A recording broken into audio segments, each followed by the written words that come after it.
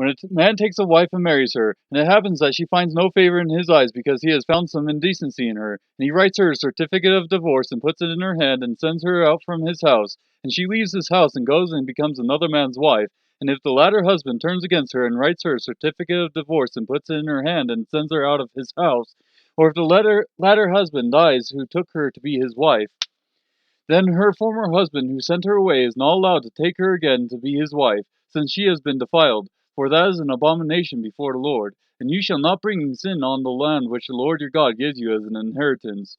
When a man takes a new wife, he shall not go out with the army, nor be charged with any duty. He shall be free at home 1 year, and shall give happiness to his wife whom he has taken.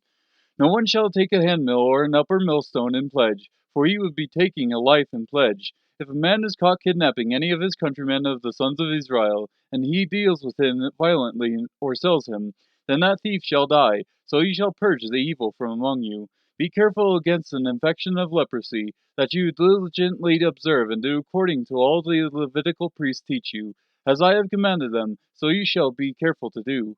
Remember what the Lord your God did to Miriam on the way as you came out of Egypt.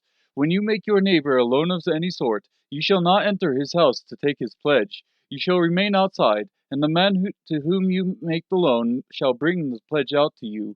If he is a poor man, you shall not sleep with his pledge. When the sun goes down, you shall surely return the pledge to him, and he may sleep in his cloak and bless you, and it will be a righteousness for you before the Lord your God. You shall not oppress a hired servant who is poor and needy, whether he is one of your countrymen or one of your aliens who is in your land and your towns. You shall give him his wages on his day before the sun sets, for he is poor and sets his heart on it, so that he will not cry against you to the Lord, and it become sin in you. Fathers shall not be put to death for their sons, nor shall sons be put to death for their fathers. Every one shall be put to death for his own sin. You shall not pervert the justice due an alien or an orphan, nor take a widow's garment in pledge.